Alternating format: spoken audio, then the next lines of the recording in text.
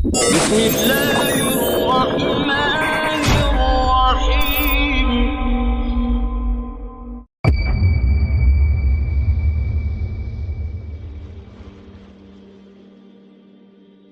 J'aimerais commencer par dédier cette conférence à toutes les personnes qui font preuve de courage et de persévérance dans le cheminement de leur ascension spirituelle. Alors un immense merci pour votre dévouement et pour vos efforts constants sur le chemin de la purification de l'âme et sur celui de l'évolution de votre conscience. Merci de tirer toute l'humanité vers ce qui sera bientôt un nouveau monde, Inch'Allah. Aujourd'hui, j'aimerais vous parler, Inch'Allah, d'une prophétie très importante de notre noble messager Muhammad sallallahu ta'ala alayhi wa ala alihi wa sahbihi wa sallam. Cette prophétie qui concerne absolument tout le monde, les juifs, les bouddhistes, les hindous, les chrétiens et bien sûr ceux qui ont accepté la dernière expression, la dernière manifestation de cette grande tradition primordiale, les musulmans. Car à mon sens, chaque être humain devrait se soucier de cette prophétie qui a été faite il y a maintenant plus de 1400 années. Anas ibn Malik radiyallahu anhu wa ardah nous rapporte dans un hadith authentique que le prophète sallallahu alayhi wa ala alihi wa sahbihi wa sallam a dit une fois « L'heure, c'est-à-dire la fin des temps, n'aura pas lieu avant que le temps ne se soit contracté, au point que l'année passera comme un mois, le mois comme une semaine, la semaine comme un jour, le jour comme une heure, et l'heure s'écoulera aussi vite que se consume une braise enflammée. » Donc, vous l'aurez compris, le sujet d'aujourd'hui, ça va être le temps. Le temps et l'espace. Car lorsque la notion de temps change, elle entraîne inévitablement un changement de l'espace.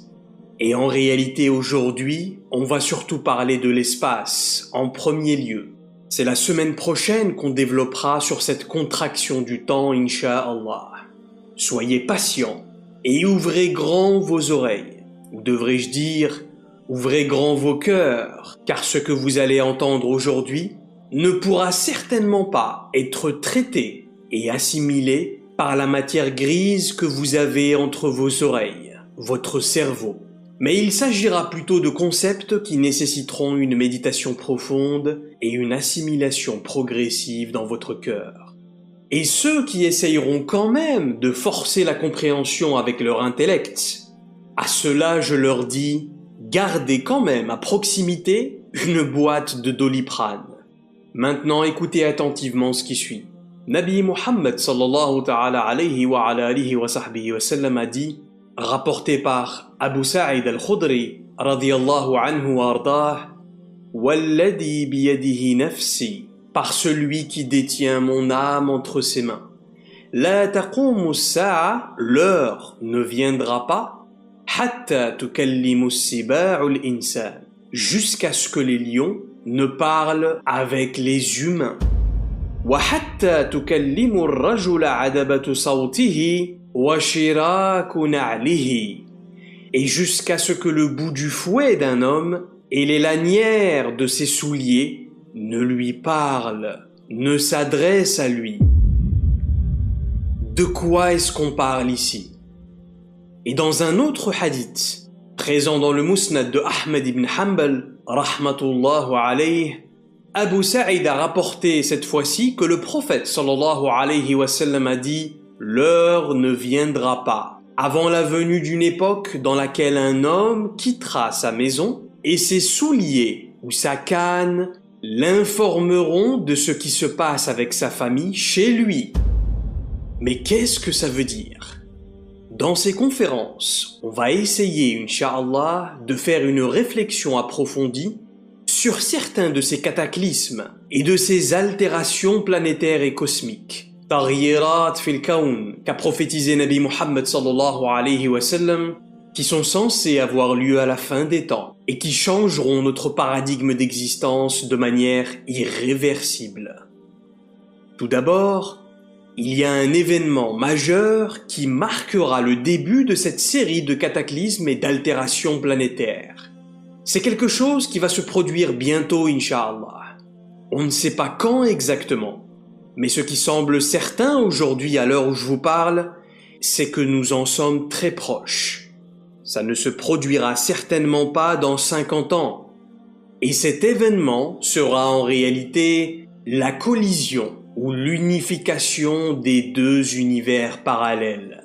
L'univers de la matière, Sama'ud Dunya, le monde matériel, la dimension dans laquelle nous existons et nous percevons, avec l'univers invisible, le Malakut, la dimension dans laquelle vivent les djinns, les afarit, les shayatin et les anges. D'abord, on va commencer par définir un peu ce que sont ces créatures. Qui sont ces êtres qui vivent avec nous, mais qu'on ne perçoit pas? Que sont-ils exactement? Et comment ont-ils été créés? Allah subhanahu wa ta'ala nous parle de ces créatures dans sa révélation, et il dit qu'il les a créées de feu.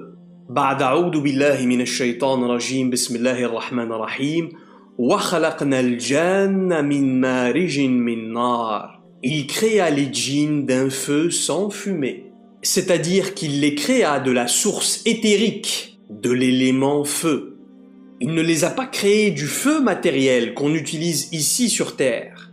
Et le diable, shaitan, est min al-jinn. Il est une créature qui fait partie des djinns et non des anges, qui eux sont créés de la source éthérique de lumière. وَإِذْ قُلْنَا لِلْمَلَائِكَةِ اسْجُدُوا لِآدَمَ. Et lorsque nous ordonnâmes aux habitants du Malakut de se prosterner devant Adam alayhi salam, فَسَجَدُوا إِلَّا إِبْلِيسَ كَانَ مِنَ الْجِنِّ. Tous se prosternèrent sauf Iblis, qui lui était des djinns. Donc, Iblis est des djinns, mais il est actuellement certainement le plus puissant des djinns, celui qui a la plus haute autorité chez eux. Et quand Allah subhanahu wa ta'ala les a créés, il les a créés comme nous, de la même géométrie sacrée. Ils ont des parents, ils ont des frères et sœurs, ils vivent en communauté, ils ont des tribus, ils ont leur société, ils ont leur galaxie, etc., etc. Les djinns vont à l'école, tout comme nous ils apprennent, ils se forment. Ce ne sont pas simplement, comme on les imagine souvent, des clowns qui errent dans l'univers pour s'approcher des êtres humains et faire beau, pour nous faire peur simplement. Non, ils ont une véritable conscience, ils ont une âme, ils ont un intellect. Les djinns sont dotés du libre arbitre comme les êtres humains. Ils réfléchissent. Ils ont des choix à faire et ils développent leur intellect. Ils ont des scientifiques, ils ont leurs philosophes. Et tout comme chez nous, il y a aussi chez eux de bonnes personnes, de la même manière qu'il y a de mauvaises personnes. Et ils ont leurs forces armées, et ils ont leur police, et ils ont leurs autorités, etc., etc. Absolument tout ce que nous avons dans notre société matérielle ici, ils ont chez eux au moins l'équivalent, si ce n'est bien plus. Il y a même certaines riwayats qui rapportent que notre système bibliothécaire viendrait de chez eux. Absolument, la bibliothèque. On a appris de chez les djinns à fixer toutes ces pages les unes sur les autres pour former des livres et ensuite les superposer les uns sur les autres dans ces étagères pour rassembler notre savoir. C'est un concept qu'on a appris à travers les prophètes alayhimus salam, à l'époque de Daoud alayhi salam, le roi David, et de son fils Sulayman alayhi salam, le roi des deux mondes, souvenez-vous. Donc, où sont ces créatures invisibles exactement? Comment vivent-ils parmi nous et avec nous? Ces créatures sont en fait présentes absolument partout, dans toutes les maisons, dans tous les lieux que vous pouvez imaginer sur terre et dans l'air, il y a des djinns. C'est exact.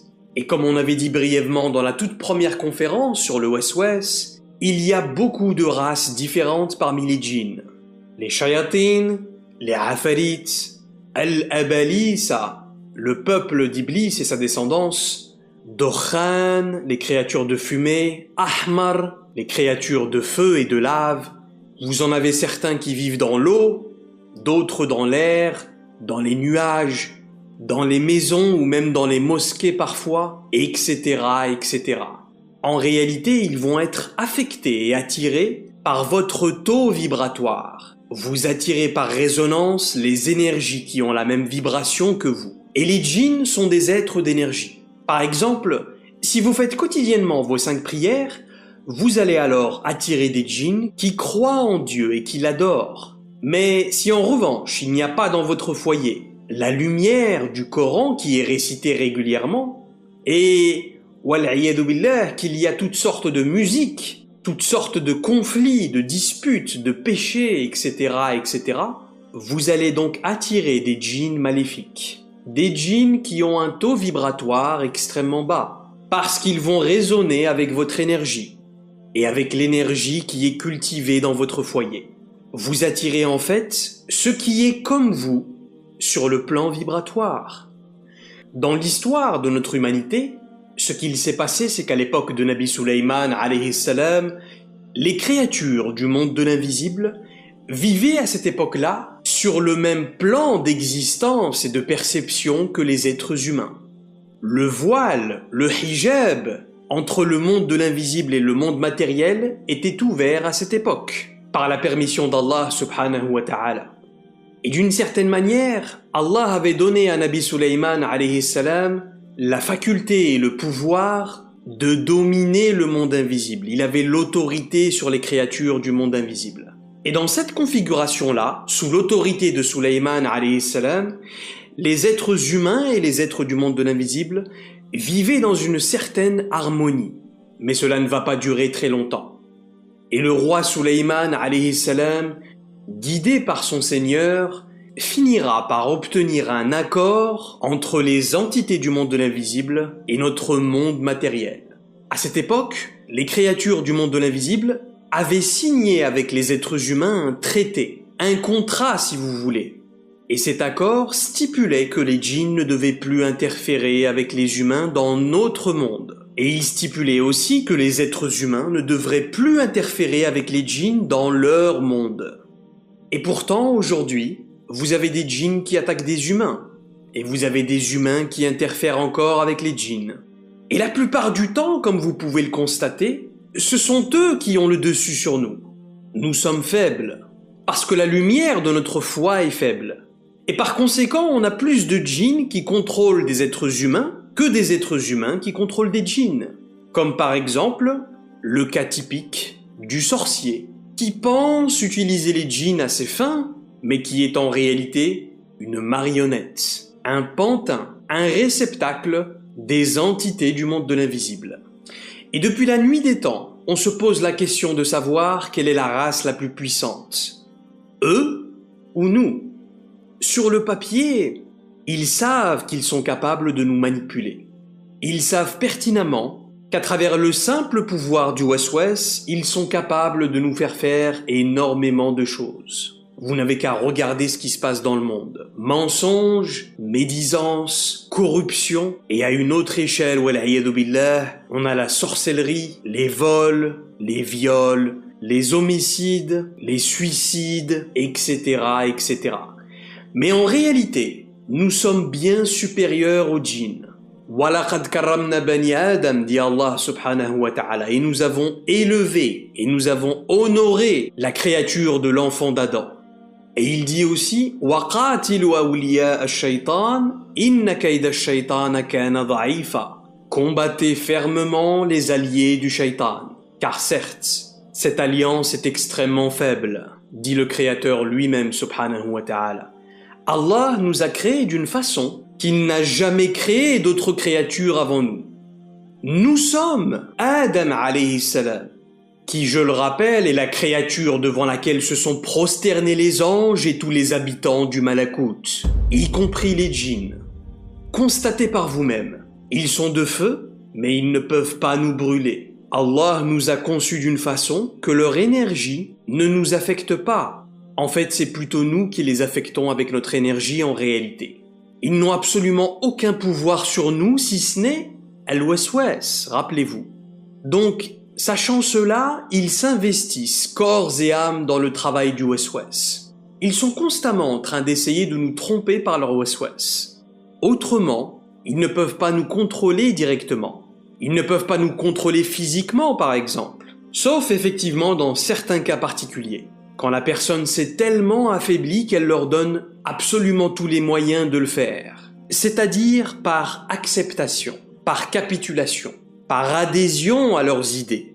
Un exemple tout simple, et il n'y a aucun mal à parler de ce sujet, car « Inna Allah la yastahi min al-haq » Allah n'a pas de pudeur vis-à-vis de la vérité, a dit le prophète sallallahu alayhi wa sallam d'après Khuzayma ibn Thabit radiyallahu anhu wardah. Quand un jeune homme est débordé par ses pulsions charnelles après la puberté, par exemple, eh bien vous savez qu'il va avoir tendance à pratiquer la masturbation. Très souvent, à ce moment-là, les djinns vont exploiter cette faille vibratoire pour pénétrer dans son corps. Et à partir de là, ils vont posséder une partie de la conscience de ce garçon. Et automatiquement, quelques jours ou quelques heures plus tard, ils vont appuyer sur le même bouton. Et le gamin va de nouveau recommencer à se masturber. Ou par exemple, quelqu'un qui regarde un film d'horreur. Il ou elle va tomber sur une scène horrible, et boum, il va être choqué émotionnellement. Son cœur va palpiter très fort à ce moment-là. Et ils vont commencer à exploiter cette faille vibratoire pour entrer en lui. Parce que c'est lors de pics émotionnels que les sources de vos corps subtils s'ouvrent et s'exposent au monde invisible. Et c'est pour cela que Nabi Muhammad sallallahu alayhi wa sallam nous a enseigné d'allumer la lumière immédiatement quand on entre chez nous, pour être sûr de bien voir et ne pas prendre peur dans l'obscurité.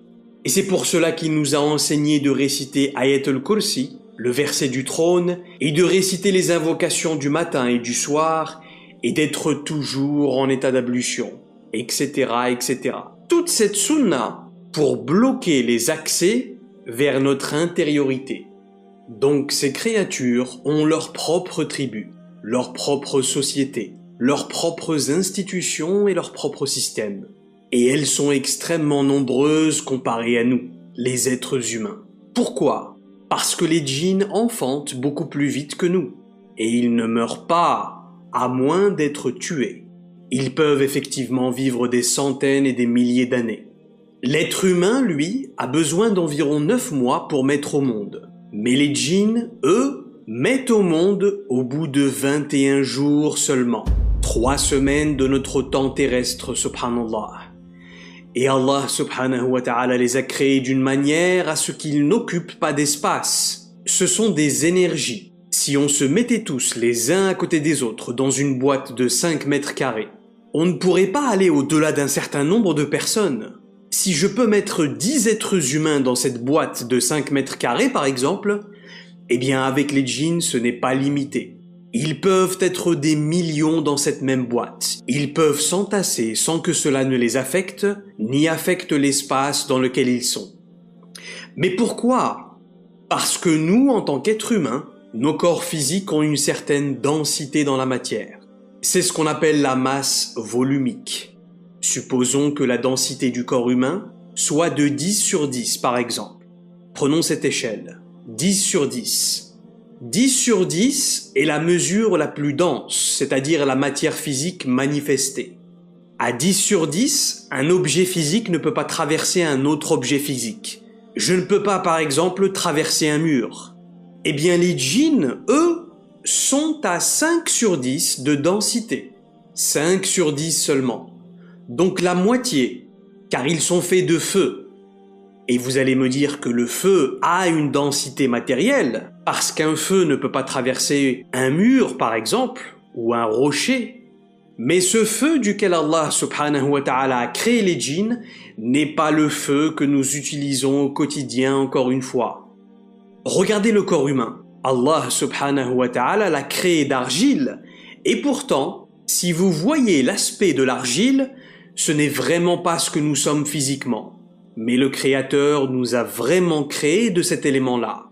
Et ces créatures que sont les djinns sont créées de l'élément feu. Un feu qui n'a pas de fumée. La source éthérique de l'élément feu, encore une fois.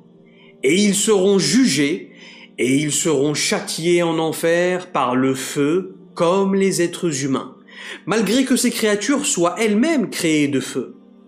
Et il y a cette riwaya dans laquelle il est rapporté une petite histoire assez drôle, et c'est celle d'un homme qu'on appelait Bahloul. Bahloul a vécu quelques générations après le décès du prophète sallallahu ta'ala alayhi wa ala alihi wa sahbihi wa sallam, et il était un homme proche de la famille du prophète, les Ahlul Bayt salamullahu alayhim ajma'in. Et à cette époque, dans la société, les gens prenaient Bahloul pour un fou, car il avait cette apparence de va-nu-pied dans la ville, et il parlait d'une façon que personne ne le comprenait. Mais en réalité, ce Bahloul était un génie. Il n'était pas fou, et il était même en fait extrêmement sage. Mais ce qu'il y a, c'est que les gens ne comprenaient pas le langage de Bahloul, car en réalité son apparence et son langage s'exprimaient dans la subtilité. Son image de va-nu-pied n'était en fait qu'une couverture. C'était en réalité un homme très pieux et très savant, et il enseignait aux gens les secrets et le savoir de la famille prophétique. Et en même temps, Bahloul enseignait à ses disciples comment couvrir son apparence. Parce qu'à cette époque, il y avait eu une succession de califes despotes et tyranniques qui mettaient en prison tous les descendants de la famille du prophète sallallahu alayhi wa sallam, ainsi que leurs disciples. Et ce Bahloul va rencontrer un homme un jour, et cet homme va lui dire « Tu sais, je ne crois pas réellement en Dieu. » Et Bahloul va lui demander « Pourquoi est-ce que tu ne crois pas en Dieu ?» « Je ne crois pas en Dieu parce qu'Allah prétend dans le Coran avoir créé les djinns de feu. Et en même temps, il dit aussi dans le Coran que des humains et des djinns iront en enfer. Alors comment c'est possible que les djinns aillent en enfer pour être châtiés par le feu alors qu'ils sont eux-mêmes créés de feu ?» va demander l'homme. Effectivement, si vous êtes fait d'eau par exemple, et qu'on vous jette dans l'océan, vous allez apprécier cet environnement parce que vous serez dans votre élément. Maintenant, ce que va faire Bahloul, c'est qu'il va prendre un caillou et il va le jeter littéralement sur cet homme. Il va lui lancer un caillou. Et l'homme va crier « Pourquoi est-ce que tu me fais ça? Tu as jeté sur moi ce caillou. Je vais aller me plaindre au juge. » Et le juge va les convoquer tous les deux et il va demander à Bahloul « Est-ce que tu l'as vraiment frappé avec ce caillou ?» Ce à quoi Bahloul va répondre « Oui, je l'ai frappé avec ce caillou. » « Pourquoi l'as-tu frappé avec ce caillou ?» va lui demander le juge. « Parce qu'il m'a posé cette question. Et s'il t'a posé cette question, tu pouvais simplement lui répondre par des explications. Eh bien justement, je lui ai répondu avec une explication. C'était mon explication, va dire Bahloul au juge. Et en quoi lui jeter un caillou, c'est lui donner une explication, va lui demander le juge. J'ai ramassé ce caillou qu'Allah subhanahu wa ta'ala a créé d'argile et je l'ai frappé avec, et il a ressenti la douleur, malgré que son corps soit lui aussi fait d'argile comme ce caillou. Et de cette façon, je lui ai démontré que le feu de l'enfer sera aussi douloureux pour les djinns qui eux aussi sont créés de feu. Donc, les djinns ont une densité corporelle de 5 sur 10. Leurs corps sont extrêmement fins comparés aux nôtres. Les anges, eux, ont une densité corporelle, écoutez bien, encore plus fine, avec un rapport de 1 sur 10. Les anges ont 1 sur 10. Les djinns sont à 5 sur 10. Et les êtres humains ont une densité corporelle de 10 sur 10. Est-ce que vous comprenez maintenant la différence de densité corporelle qu'il y a entre eux et nous? Et c'est la raison pour laquelle on ne les perçoit pas, malgré qu'ils soient parfois dans notre univers matériel. Maintenant, si un être humain développe sa spiritualité, sa lumière va l'élever. Vous savez que nous sommes créés des 5 éléments. L'eau, la terre, le feu, l'air, et le 5e élément, c'est la lumière. La science a prouvé il y a quelques décennies à peine que, oui, effectivement, nous sommes des êtres de lumière. Chaque cellule présente dans notre corps est à elle toute seule une station électrique indépendante qui produit de la lumière. Donc, si une personne développe énormément sa spiritualité, cette lumière va se développer et sa densité corporelle va en même temps diminuer, jusqu'au point où il ou elle va commencer à voir ces créatures. il sera capable de les ressentir d'abord, puis de voir directement les djinns, sans qu'ils ne l'affectent. Ils ne pourront pas lui faire de mal à ce moment-là, parce que sa vibration sera trop élevée pour eux. Et ça vous est peut-être déjà arrivé vous-même. Par exemple, quand vous êtes parfois en train de réfléchir profondément, vous êtes un peu déconnecté et d'un seul coup, vous voyez comme quelque chose qui va passer très rapidement dans votre champ de vision périphérique. Et quand vous levez les yeux, vous ne voyez rien. Eh bien, en réalité, très souvent, c'est simplement une entité qui est passée par là. Ne perdez pas votre temps à essayer de les percevoir. Ce n'est qu'une forme de waswas pour eux. Ils vont simplement chercher à distraire votre attention. Ils sont très malins dans leur façon de jouer avec vos méninges. Mais souvenez-vous, ils ne peuvent pas vous blesser littéralement. Ils ne peuvent absolument rien vous faire. Parce que lorsqu'on a signé avec eux le traité de Sulayman alayhi salam, le deal, c'était qu'on ne les voit plus dans notre perception d'existence, mais que les djinns, eux, puissent continuer à nous voir. Mais le contrat stipulait qu'ils ne puissent jamais nous faire du mal. Ça, c'est en ce qui les concerne. En ce qui les concerne eux. Mais ce qu'on a oublié, c'est qu'il y a aussi des droits et des devoirs qui nous concernent dans ce contrat. Il y a effectivement des conditions à respecter pour ne pas avoir de problème avec eux. Entre autres, maintenir nos 5 prières, réciter nos invocations, la lecture régulière du Coran, cultiver la bonne conduite et la bonne morale, etc., etc. Par exemple, quand une femme et un homme veulent avoir un rapport sexuel, cela doit être signalé au tribunal céleste par le mariage. Si le mariage est prononcé, alors leur union physique sera protégée. Ils seront enveloppés d'un voile de lumière et les djinns n'auront aucun accès et aucune perception de leur corps pendant l'acte. Maintenant, s'il n'y a pas de mariage, si le rapport physique a lieu hors mariage, alors c'est de la fornication. Et dans ce cas-là, écoutez bien, les djinns ne seront pas tenus de respecter le traité de Sulayman alayhi salam. Et ils vont donc partager le rapport sexuel avec ces fornicateurs et ils vont les posséder pour jouir de l'expérience avec eux. Et ils vont utiliser l'énergie négative engendrée par cet acte pour s'alimenter eux-mêmes. Et comme vous le savez, cela va avoir comme effet sur les 2 humains l'intoxication, l'empoisonnement et la destruction de la lumière de leur âme. Sachez que même dans un couple marié, il y a des règles. Entre autres, avant le rapport, ils doivent d'abord prononcer la basmala. Et normalement, on doit dire Bismillah, Allahumma jnabna ash-shaytan, wa jnabi ash-shaytan mimma razaqtana. Oh Allah, éloigne de nous le diable et éloigne-le de ce que tu nous as accordé. Cette invocation doit être prononcée juste avant de commencer le rapport, de façon à être protégés du monde de l'invisible par un voile. Ils ne peuvent même plus voir ce qui se passe entre l'homme et son épouse à ce moment-là. Ce couple devient complètement invisible pour le monde de l'invisible, jusqu'à ce qu'ils aient fini leur acte, et ensuite les voiles disparaissent. C'est ça, l'islam. C'est ce code de vie qui nous permet de vivre en parfaite harmonie avec la nature et avec le reste de la création d'Allah, de manière à faire les choses dans le respect de chacun, de n'offenser personne, visible ou invisible.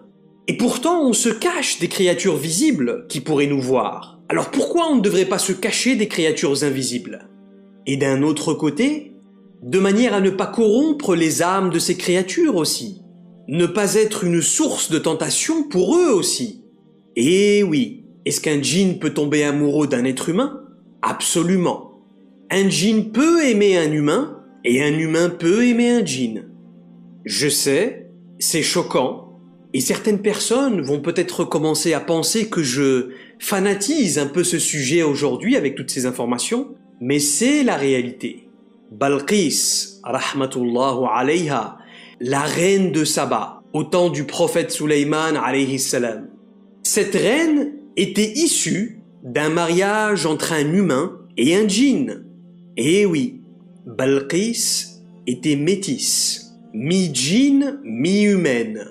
Et ça va peut-être choquer certains d'entre vous, mais de nos jours, wal'iyadu billah, il y a encore des gens qui sont mariés avec des djinns. Un homme marié avec une djinn, ou une femme mariée avec un djinn. Et c'est la réalité. Ils arrivent à séduire les êtres humains, même jusque-là, à travers le waswas. Et bien sûr, il est inutile de vous rappeler que ceci est complètement interdit dans la législation divine. Mais le grand problème avec un homme marié avec une djinn, ou une femme mariée avec un djinn, eh bien c'est que cette personne ne pourra jamais se marier avec un être humain. Parce qu'ils sont extrêmement jaloux. Soit la djinn va lui faire du waswas à lui-même, jusqu'à le rendre fou, soit elle va rendre folle la personne avec qui il essaye de se marier. Illa man rahimallah, sauf s'il y a un miracle d'Allah. Donc, il existe réellement des gens qui ont corrompu leur âme jusqu'au point de se marier avec un djinn, absolument. Et ils peuvent concevoir avec eux des enfants, subhanallah. Bien sûr dans l'invisible, pas dans le monde physique, car le corps du djinn et le corps de l'être humain ne sont pas assujettis aux mêmes lois physiques.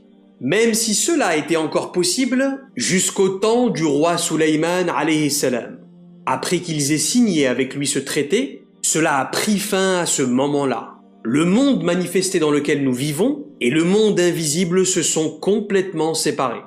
À notre époque, il n'est plus possible de concevoir des enfants mi-humains, mi-djinns. Un peu plus tard, quand le prophète Mohammed sallallahu alayhi wa sallam est venu dans ce monde, Allah lui a donné la permission d'interdire aux djinns l'accès au 4e univers. Parce qu'avant, ils avaient accès aux univers supérieurs et ils avaient l'habitude de monter pour écouter ce que disaient les anges pour ensuite rapporter ces informations à Iblis. Mais bien évidemment, Iblis est très fort et il trouve toujours de nouveaux moyens. Ce n'est pas pour rien qu'Allah a choisi Iblis pour jouer le rôle du diable. Souvenez-vous qu'il est l'autre créature, à part Muhammad sallallahu alayhi wa alihi wa sahbihi wa sallam, à avoir reçu ulum al-awwalin wal-akhirin, les sciences et les connaissances et les sagesses pré-éternelles et post-éternelles.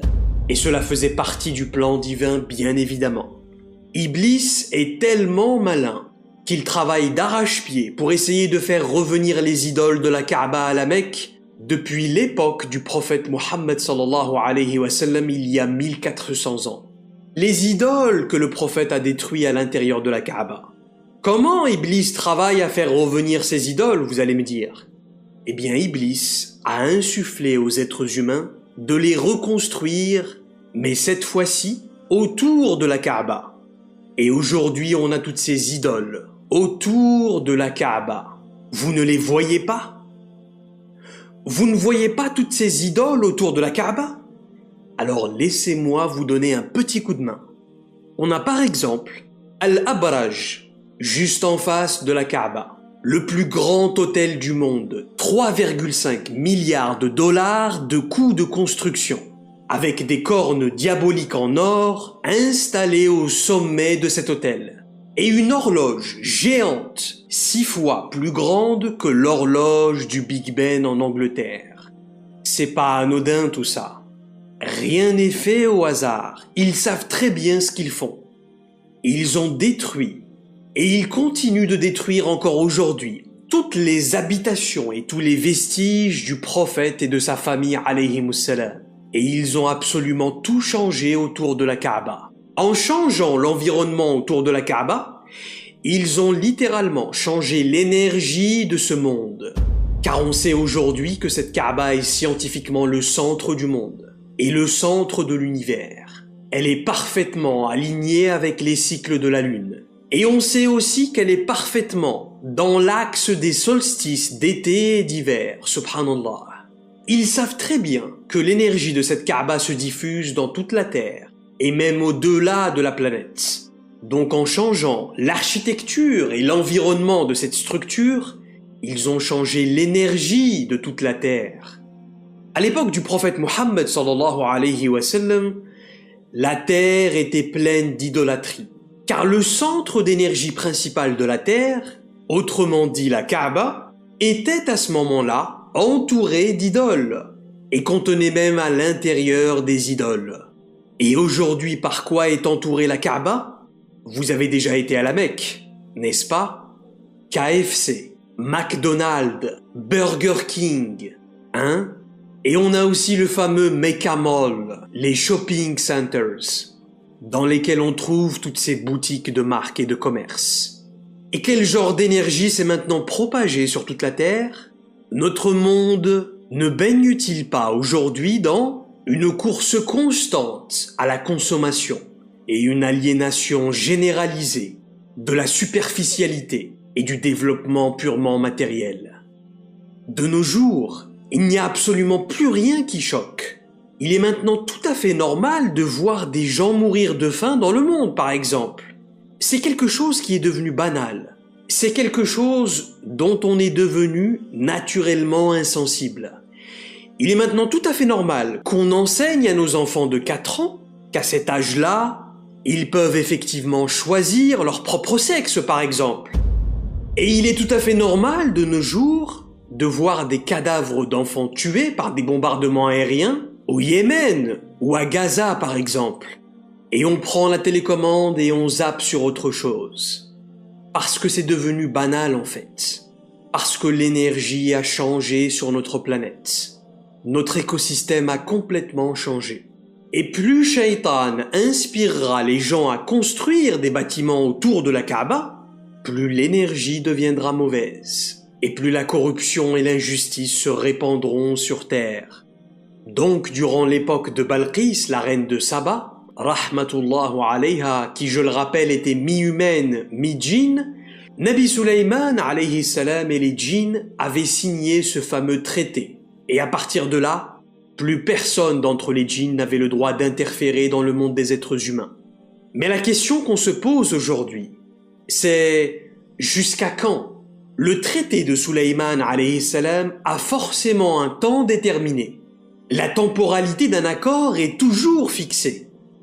Écoutez attentivement. Le traité du roi Sulaiman ne sera plus valable quand la terre tout entière sera touchée par le fasad.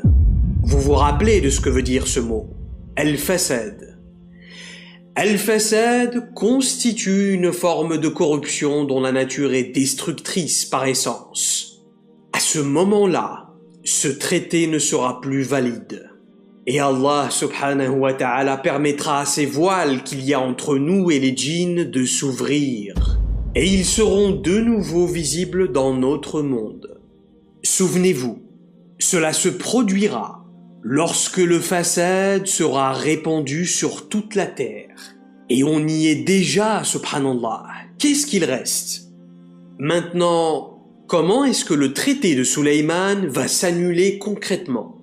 Rappelez-vous de ce qu'on a dit à plusieurs reprises déjà.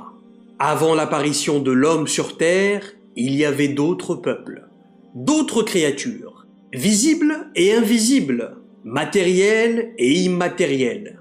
L'imam Ali karamallahu wajhu wa ridwanullah wa salamuhu alayh a dit une fois: avant notre Adam, il y eut 1000 Adam, souvenez-vous. Donc, avant nous, il y a eu d'autres peuples sur terre. Il y a eu des créatures non humaines, mais il y a eu aussi des êtres humains qui avaient d'autres formes. Aujourd'hui, les archéologues retrouvent chaque année des squelettes d'humains géants par exemple. Et ensuite, quand ces peuples eurent atteint un niveau de corruption très élevé, ils ont commencé à se faire la guerre entre eux. Et ils faisaient la guerre avec d'autres créatures aussi, entre autres avec les djinns, jusqu'à ce qu'Allah Azza wa Jal prit la décision d'envoyer sur terre ses armées célestes d'anges pour les détruire et pour effacer totalement leur existence de la surface de la terre. Et la même chose est en train de se passer avec nous. Et ça se terminera aussi, Inch'Allah, par une intervention céleste. De nos jours, le niveau d'effusion de sang, comme vous le voyez, a déjà atteint son paroxysme. Tous les jours, des innocents sont massacrés dans le monde. La corruption s'est répandue partout et à toutes les échelles de la société.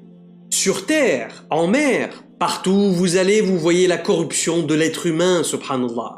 Et en même temps, les énergies impures se répandent sur la terre. Vous allez dans n'importe quelle librairie de nos jours, vous pouvez trouver des livres sur la magie noire et les acheter par exemple.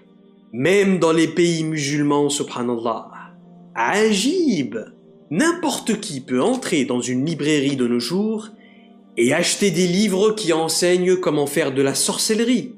Et vous ouvrez ces livres et vous trouvez des recettes de sortilèges et des rituels d'incantation. Jetez-lui un sort pour qu'il quitte sa femme et se jette dans vos bras.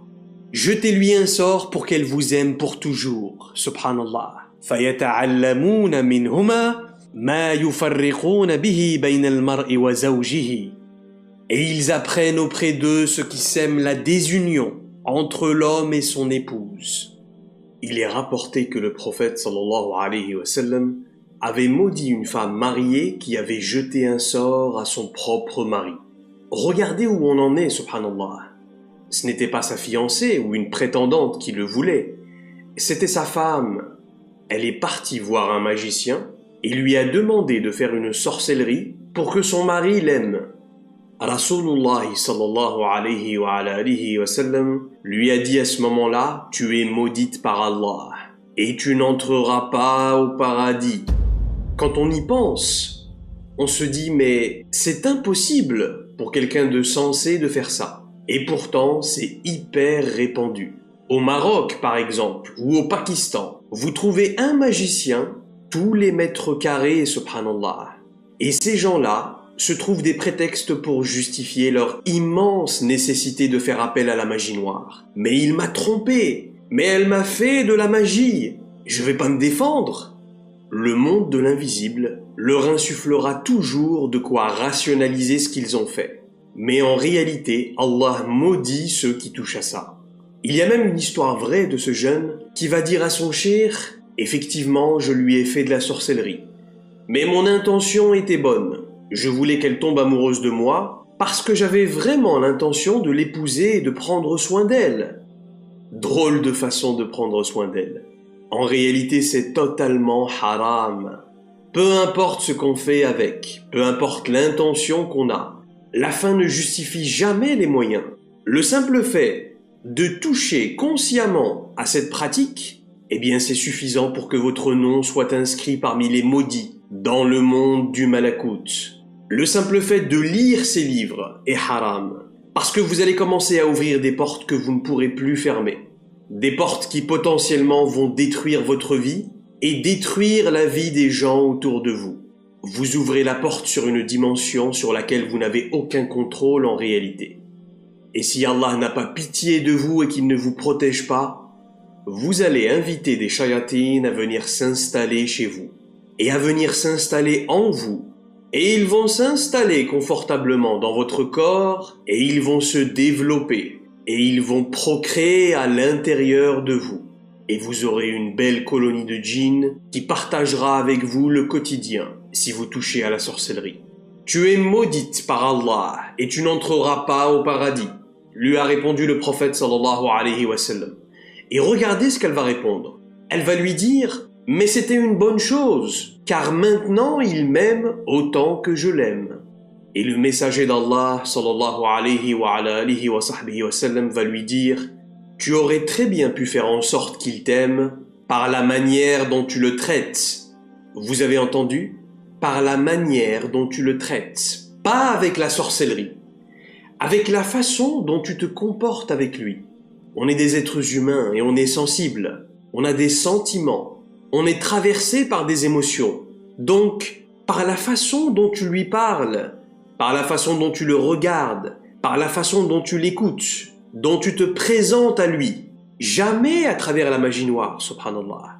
Et vice-versa. Vous avez aussi aujourd'hui des hommes qui tombent fous amoureux d'une femme, et quand ce n'est pas réciproque, certains vont aller solliciter des magiciens pour qu'elle tombe amoureuse elle aussi. C'est une pratique qui s'est répandue.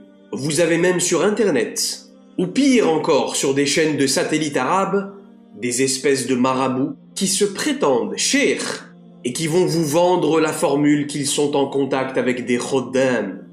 Ah, les khoddam. Des djinns musulmans, soi-disant.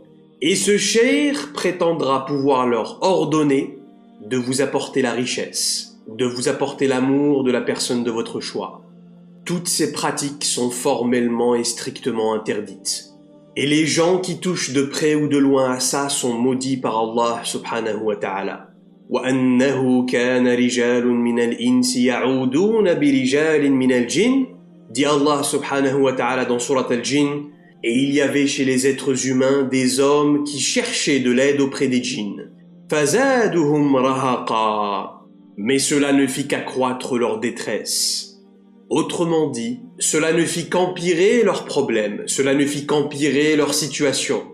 En somme, c'est une pratique extrêmement mauvaise que d'interférer dans leurs affaires ou de les invoquer pour qu'ils interfèrent dans nos affaires. On ne doit jamais faire ça. Et les conséquences sont très graves, car on va au-delà de la limite de ce qu'Allah subhanahu wa ta'ala a instauré. Et ce sujet de la magie noire est un grand test pour l'humanité. Allah a créé ce savoir et il nous l'a dévoilé effectivement à travers les deux anges que sont Harut et Marut, sur lesquels on reviendra Inch'Allah. Mais en même temps, Allah nous a interdit d'y toucher et de l'utiliser. Et aujourd'hui, des tonnes et des tonnes de gens tombent là-dedans. Pas seulement les ignorants et les faibles d'esprit, mais aussi et surtout les personnalités de l'élite de nos sociétés modernes. Absolument toutes les élites, de toutes les industries, ont au moins un pied dans la magie noire, que ce soit dans l'industrie de la musique, que ce soit la classe politique, que ce soit dans l'industrie du tabac et de l'alcool, même dans l'industrie pharmaceutique et même l'industrie agroalimentaire, subhanallah. Vous n'imaginez même pas ce que certains ont fait pour arriver à leur fin. Ils ont vendu leur âme, au sens littéral. Parce que même dans ce monde matériel, il y a une hiérarchie spirituelle. Une hiérarchie qui se détermine par l'acquisition d'énergie spirituelle maléfique. Et dans cette hiérarchie, eh bien c'est la loi du plus fort. Plus ils œuvrent dans l'intérêt d'Iblis, plus les entités leur donnent du pouvoir maléfique. As-Sufyani par exemple, ce personnage qui va diriger les armées contre le Mahdi alayhi salam le jour de son apparition. Ce fameux Sufyani aura justement acquis énormément de pouvoirs maléfiques. Et il utilisera ces pouvoirs maléfiques qu'il aura obtenus d'Iblis contre le Mahdi. Mais en réalité, le Sufyani ne sera que le prélude de ce qui adviendra après lui. Beaucoup d'autres personnages utiliseront ces pouvoirs maléfiques contre l'axe de la vérité, dont le plus grand d'entre eux sera bien évidemment Al-Masih ad-Dajjal, le faux Messie. Al-Masih ad-Dajjal, au passage, sera lui aussi mi-humain, mi-démon. Il le sera au sens littéral. Pour en revenir à notre sujet, de nos jours, avec le niveau de corruption qui ne cesse de croître, on a beaucoup de gens qui sollicitent l'aide des djinns pour assouvir leurs désirs. Et comment ces djinns procèdent-ils exactement? Par les insufflations dans le cœur, rappelez-vous, en utilisant le waswas, tout simplement. En contrôlant les pensées et la conscience d'une autre personne, on peut lui faire presque ce qu'on veut. L'exemple le plus simple et le plus concret est celui du jeune homme qui va tomber amoureux d'une jeune femme, mais malgré qu'il ait tout essayé, cet amour n'est pas réciproque. Mais au lieu de passer à autre chose, non, l'ego de ce jeune homme ne va pas l'accepter. Comment ose-t-elle ne pas m'aimer en retour, alors que je suis complètement amoureux d'elle? Et après tout ce que j'ai fait pour elle? Et le jeune homme va glisser, et il va aller voir un magicien qui est en contact avec des djinns. Et il va le payer pour faire en sorte que son projet se concrétise. Ils appellent ça des travaux occultes. En réalité, ce que le magicien va faire, c'est qu'il va demander aux djinns avec qui il travaille d'aller agir sur cette jeune femme. Et qu'est-ce qu'ils vont faire exactement? Est-ce qu'ils peuvent la contrôler? Non. Mais ils savent que nous, les êtres humains, on développe de l'amour par le rappel.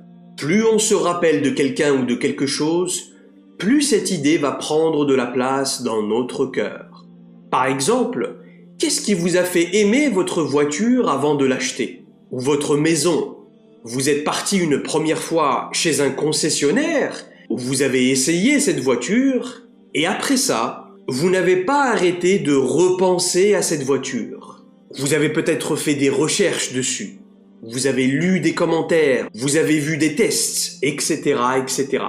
À chaque fois, vous nourrissiez un peu plus cet amour jusqu'au jour où cet amour a débordé et vous avez pris la décision d'aller l'acheter. Allah subhanahu wa ta'ala nous a créés comme ça. Plus on se rappelle de quelque chose, plus on va l'aimer. C'est la même chose avec la foi. Vous répétez vos 5 prières par jour, vous répétez en fait votre expression d'amour au Créateur divin et votre détachement de ce bas monde pour ancrer dans votre cœur de plus en plus cette foi et cet amour pour lui. Alors, ce que vont faire les djinns, c'est qu'ils vont se mettre autour de cette jeune femme et à chaque fois qu'elle aura un moment de solitude, un moment de tranquillité, ils vont lui rappeler ce jeune homme. Oh, il est vraiment gentil. Oh, il m'a apporté un bouquet de fleurs. Oh, il m'a fait tel et tel compliment. En plus, c'est sûr que mes parents l'aimeraient. Vous connaissez la musique. Ils vont lui marteler la tête avec le jeune homme et le jeune homme et le jeune homme. Toutes les 5 minutes, ils vont lui rappeler ce jeune homme. Jusqu'à ce qu'un faux sentiment d'amour naisse dans le cœur de cette jeune femme. Un sentiment illusoire qui n'est pas naturel. Et effectivement, elle finira par accepter de l'épouser. Mais ce qui va se passer, c'est que 5 années et 2 enfants plus tard, la jeune femme prend le chemin de la purification de l'âme. Elle se met à faire ses 5 prières quotidiennes et elle se rapproche d'Allah jusqu'au moment où l'effet de la sorcellerie va être brisé par la lumière de sa foi. Et à ce moment-là, elle va prendre conscience que l'homme qu'elle a épousé n'est pas en réalité l'homme avec qui elle veut passer le restant de sa vie. Et c'est le divorce. Et c'est de cette façon qu'Iblis détruit la société. En commençant par détruire leur mariage, l'institution divine la plus fondamentale chez l'être humain. Le mariage entre l'homme et la femme est essentiel au plan éternel. Ces 2 enfants issus de ce divorce sont les plus grandes victimes de cette histoire. La mère pense maintenant que leur père est un lâche et leur père pense qu'elle est une vipère. Et les enfants vont grandir chez leur mère et ils vont absorber toute sa haine. Et ils vont absorber toute la rancune de leur père. Pour au final, tout simplement, reproduire les mêmes erreurs qu'ont commis leurs parents. Et ainsi de suite. C'est un cycle sans fin. C'est la réalité de notre époque. Aujourd'hui, même quand tout est bien fait depuis le départ, même si l'homme et la femme sont les meilleures personnes avec un excellent comportement, il y aura quand même et toujours des disputes et des moments difficiles. C'est la réalité du mariage. C'est pour cela que le mariage constitue la moitié de la patience du croyant. Et à notre époque, cela se fera de plus en plus fréquent, à cause des créatures de l'invisible qui approchent de notre univers. Et cela fait partie du plan divin encore une fois. Vous vous rappelez de ce que faisait l'imam Ali au temps du prophète sallallahu alayhi wa sallam. Rappelez-vous ce que Rasulullah a dit à sa fille Fatimatu Zahra, ridwanullah wa salamuhu alayha. Ya Fatima, c'est moi qui l'envoie combattre ces créatures. Si ce n'était pas Ali qui les repoussait, ces créatures démoniaques se déverseraient sur notre monde et le détruiraient. Le prophète sallallahu alayhi wa sallam avait dit ça il y a 1400 années. Aujourd'hui, ces créatures se rapprochent de plus en plus de nous, à travers différents trous de verre. Et maintenant, à notre époque, leurs énergies affectent directement notre planète. Leurs énergies oppressantes affectent directement nos cœurs et nos consciences. Le jour où ils auront pleinement accès à notre monde, ce sera catastrophique. Et c'est la raison pour laquelle Awliya Allah implore Allah jour et nuit de nous envoyer Al-Mahdi alayhi salam. Car ils le sentent. Ils sentent que leurs énergies maléfiques se rapprochent de la terre. Awliya Allah savent que lorsqu'il y aura trop de fitna sur cette terre, ces créatures retrouveront l'accès à notre monde.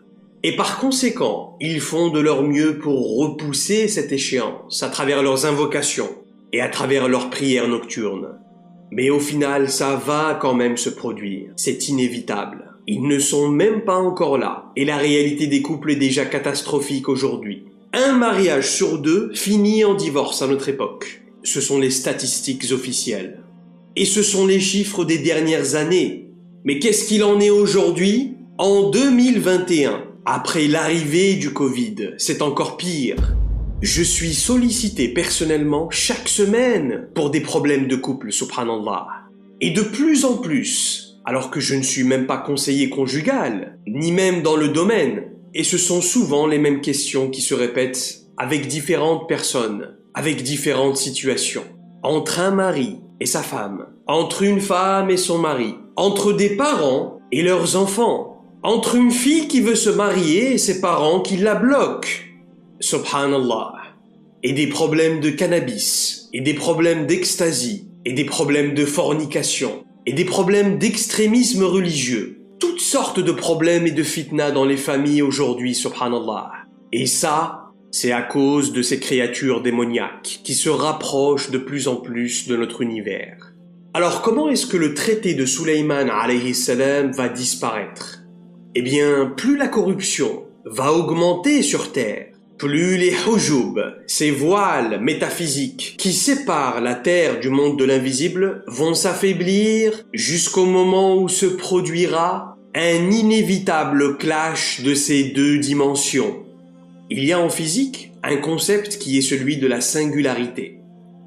Le point de singularité de la création, par exemple, c'est ce moment où Allah subhanahu wa ta'ala a créé absolument tout d'un seul point gravitationnel, un seul point autour duquel tout va se développer de façon exponentielle. En technologie, par exemple, on parle d'un certain point de singularité qui devrait apparaître dans quelques années, Inch'Allah. Les scientifiques sont d'accord pour dire que ce sera le moment à partir duquel l'humanité va connaître une croissance technologique d'un ordre supérieur. Aujourd'hui, on sait que ce sera grâce à l'intelligence artificielle. Et ils disent que lorsque les intelligences artificielles dépasseront les capacités du cerveau humain, elles pourront à ce moment-là concevoir elles-mêmes des intelligences artificielles, d'un niveau supérieur encore, à un niveau que les cerveaux humains n'auront même pas le temps d'appréhender. Et par conséquent, ce point de singularité technologique, dans un futur proche, devrait se produire lorsque l'intelligence artificielle atteindra ou dépassera le niveau d'intelligence des cerveaux humains. Et il y a eu énormément de livres qui ont été écrits à ce sujet. Et il y a eu des reportages. Et il y a eu des films, bien sûr. Quand la dimension artificielle, créée par la main de l'homme, entrera en collision avec la dimension naturelle de l'être humain et de ce monde, nous vivrons alors un point de singularité vers une nouvelle ère. Et on va utiliser le même concept pour développer notre sujet aujourd'hui. Voyez-vous, le monde des êtres humains et celui des djinns sont en train d'entrer en collision de nos jours. Il y a un rapprochement qui se fait de manière exponentielle. Et encore une fois, je ne parle pas de science-fiction ici. Je ne parle pas au sens figuré. Je parle au sens littéral. C'est une réalité et on est déjà dedans. Qu'est-ce qu'il va se passer exactement? Ce qu'il y a, c'est qu'aujourd'hui, il y a trop de gens qui utilisent la sorcellerie dans le monde. On a évoqué tout à l'heure les pauvres égarés qui sollicitent les sorciers, mais en réalité, la grande majeure partie de la magie noire qui est utilisée aujourd'hui, écoutez bien, est surtout utilisée chez les élites encore une fois. Il y a toute une classe de la société qu'on appellera désormais les occultistes. Ces gens-là sont des gens normaux qui vivent avec nous dans la société, mais qui, à la différence des autres humains, ont été initiés aux rites occultes. Et donc ils savent très bien utiliser la magie noire pour obtenir des autres ce qu'ils désirent. Ils sont chefs d'entreprise, banquiers, directeurs de chaînes TV, directeurs de campagne, publicité, PDG des maisons de disques, dans l'industrie de la musique, mais ils sont aussi dans la classe politique, députés, ministres, hauts gradés militaires, etc., etc. Et ces gens-là vont à leur tour initier leurs enfants, qui vont à leur tour initier les leurs, et ainsi de suite. Donc, il y a de plus en plus de forces maléfiques sur Terre, et de moins en moins de foyers dans lesquels le Coran est récité. Il n'y a plus de tahara aujourd'hui, la pureté intérieure et extérieure. nous vivons littéralement le plus haut degré de décadence actuelle. Dans la plupart des foyers aujourd'hui, vous le savez tous, les gens écoutent de la musique toute la journée, dans leur chambre, dans la voiture, en faisant du sport, et ils consomment de la pornographie, et ils pratiquent la fornication à foison, les mensonges dans la famille, la corruption, les clashs et les disputes dans les maisons tous les jours. Eh bien, tout cela affecte l'environnement dans lequel chacun vit. Et nous constituons à une plus grande échelle des blocs, chacun d'entre nous. À l'échelle individuelle d'abord, puis à l'échelle familiale, puis à l'échelle de la société, et enfin dans le monde tout entier. Et si dans mon foyer, j'écoute tous les jours du rap, et que vous écoutez chez vous du rock, et que l'un bat ses enfants, et que l'autre se dispute avec sa femme quotidiennement, et l'un consomme de la drogue et l'autre pratique la fornication, et ainsi de suite. Étant donné que nous vivons les uns à côté des autres, on s'affecte tous mutuellement. En somme, si vous voyez de mauvaises choses chez votre voisin, observez d'abord les énergies qui circulent chez vous. Car si c'est la décadence dans votre voisinage, il y a probablement une partie de votre énergie qui affecte ses voisins. Est-ce que je suis suffisamment responsable de l'énergie que j'apporte dans mon foyer? Et est-ce que je suis suffisamment responsable et conscient de l'énergie que j'apporte dans mon voisinage?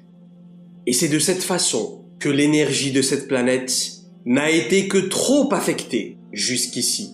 Et le résultat est inévitable maintenant. Ces deux mondes vont entrer en collision, tôt ou tard.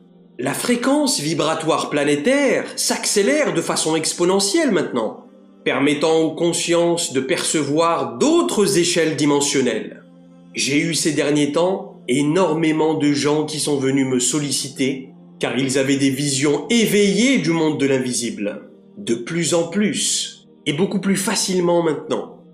Et les fréquences vont continuer d'augmenter jusqu'à ce que la conscience humaine évolue hors du plan matériel, Inch'Allah. Et on va avoir à ce moment-là un point de singularité, comme au temps de Sayyidina Sulayman alayhi salam, le prophète. Écoutez attentivement. Quand cela va se produire, on sera capable de voir ces créatures aussi clairement qu'on perçoit la matière. On pourra les voir de façon très claire et détaillée. C'est quelque chose qui devrait se produire très bientôt, Inch'Allah. Awliya Allah disent qu'au début, ça se fera par des apparitions spontanées. Al-Cheikh Mohammed Nazim Adil Al-Haqqani rahmatullahu alayh en a beaucoup parlé dans ses conférences. Il disait qu'au début, il s'agira d'apparitions isolées, des ouvertures interdimensionnelles, et les gens témoigneront petit à petit de ces manifestations métaphysiques. Puis ensuite, il dit que cela deviendra une normalité, que les gens s'habitueront à voir ces créatures à tel point qu'on ne sera même plus choqué à ce moment-là, comme au temps de Sulayman alayhi salam. Et oui, c'est choquant, je le conçois, mais nous devons comprendre que l'ère de l'âge d'or, c'est-à-dire l'ère de l'apparition de l'imam al-Mahdi alayhi salam, l'ère du retour de notre noble prophète, Isa ibn Maryam, Jésus, fils de Marie, alayhi salam, ne se fera que dans cette configuration-là. Parce qu'il n'est plus suffisant de recoller les morceaux du vase à ce stade. Parfois, il faut que le vase se brise pour qu'on puisse reconstruire un nouveau vase, pour que puisse se bâtir un nouveau monde. Les partisans du progrès ont souvent coutume de dire que l'âge d'or n'est pas dans le passé, mais qu'il est dans l'avenir. Mais en réalité, écoutez bien, comme le dit René Guénon, rahmatullahu alayh, que la paix et la miséricorde d'Allah soient sur lui, le véritable âge d'or n'est autre que l'état primordial lui-même. En un sens, cependant, il est à la fois dans le passé et dans le futur, car en réalité, toute substance est vouée à retourner à son état primordial, à son état de lumière originel. Et dans sa correspondance avec Gaston Georgel, René Guénon lui-même dit que l'état du monde actuel n'ira pas au-delà de l'année 2030. 2030? Mais c'est demain. Et il disait cela dans les années 40, rahmatullahu alayh. En réalité, plusieurs visionnaires, plusieurs érudits savants et philosophes tels que René Guénon lui-même ont déclaré croire en un arrêt brutal du cycle cosmique actuel pour un retour sans transition à un âge d'or. Ils décrivent tous une dissolution de l'ère actuelle par un cataclysme soudain qui ferait basculer l'humanité, matérialiste et matérialisée aussi, vers une ère complètement différente. Un nouveau monde régi par de nouvelles lois physiques et quantiques. Et il semblerait bien, et cela est d'ailleurs confirmé par toutes les doctrines traditionnelles, que nous soyons déjà entrés dans cette période sombre de la fin des temps. Période de laquelle il ne soit plus possible de sortir que par un cataclysme. Car à ce niveau-là, ce n'est plus une simple réforme qui est nécessaire, mais c'est un redressement total. Maintenant, écoutez attentivement. La solution pour minimiser les dégâts à ce moment-là, c'est, premièrement, de se prendre en main dès maintenant sur le plan spirituel. Ce que vous sèmerez dans les mois et les années à venir sur le plan spirituel, c'est ce qui vous sauvera à ce moment-là. Quand on parle de cette ère, c'est quelque chose qui paraît être loin. Mais wallahi, c'est tout près de nous en réalité. Dans quelques années seulement, on vivra littéralement dans un autre paradigme d'existence et de perception. Maintenant, il faut comprendre aussi que, autant ces créatures seront extrêmement choquantes et effrayantes, autant les pouvoirs de l'intention et les pouvoirs de la basmala seront rendus extrêmement puissants à ce moment-là. Dans ce nouveau paradigme, il vous suffira par exemple de dire Bismillahirrahmanirrahim pour repousser et faire complètement disparaître une attaque. Bien sûr, si spirituellement vous êtes un être lumineux, vous êtes aligné, mais il faut commencer à travailler dès maintenant pour en arriver là. Et il faut être régulier dans sa pratique, purifier cette âme, prendre de la distance avec cet ego et arrêter de s'identifier aux futilités de ce bas monde. La deuxième solution consistera en l'observation de Dhuhur al-Mahdi alayhi salam, bien évidemment. L'avènement de l'imam al-Mahdi sera le véritable dénouement de cette période, car encore une fois, il sera chargé de combattre ces créatures. Il incarnera la manifestation de la vengeance divine et il accomplira la justice finale sur terre, Inch'Allah. Le Mahdi alayhi salam viendra rétablir l'équilibre entre ces deux mondes, le monde physique et le monde de l'invisible. Et Allah le fortifiera et affermira sa puissance par la présence de Isa ibn Maryam, Jésus fils de Marie. Et le Créateur finira par instaurer à ce moment-là une ère d'harmonie interespèce qui durera jusqu'à la fin des temps. Bismillahirrahmanirrahim. Wal asri innal insana lafi khusr illa alladhina amanu wa amilu salihat wa tawasaw bil haqq وتواصوا بالصبر